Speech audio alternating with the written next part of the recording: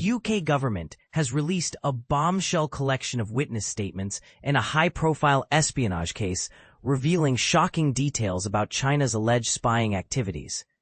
But the story takes a controversial turn as the case unexpectedly collapses, leaving many questions unanswered. Espionage allegations rock the UK in a startling revelation. The Deputy National Security Advisor's statements from 2023 shed light on China's alleged large-scale espionage against the UK.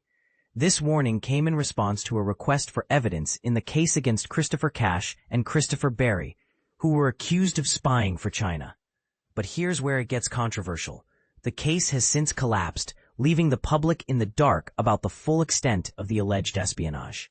Witness statements unveiled. The first statement, written by Matthew Collins in 2023, detailed the alleged recruitment of Mr. Berry as a Chinese agent and his subsequent involvement with Mr. Cash, who had access to sensitive information.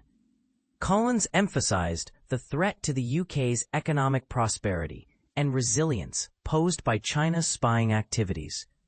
A second statement, in February 2025, reiterated the UK's concerns about China's espionage, but also highlighted the government's commitment to maintaining a positive economic relationship with China. This delicate balance between security and economic interests is a challenging tightrope to walk. Case collapses, leaving questions unanswered. The third statement, published in August, further emphasized China's espionage threat. However, the Crown Prosecution Service, CPS, unexpectedly dropped charges against Mr. Cash and Mr. Berry last month, sparking criticism from ministers and MPs.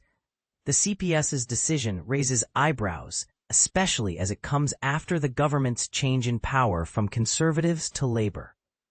New details emerge, but controversy remains. Collins' statements provide a glimpse into the alleged spying activities, including a cyber attack on the UK Electoral Commission and the passing of sensitive political information.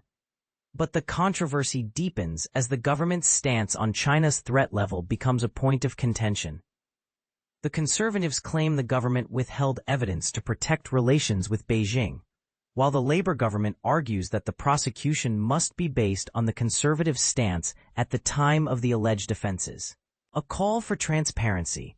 The release of these statements comes after pressure from the Conservatives and Liberal Democrats, who demanded transparency. But the public is left with more questions than answers. Was the government's response to China's alleged espionage adequate?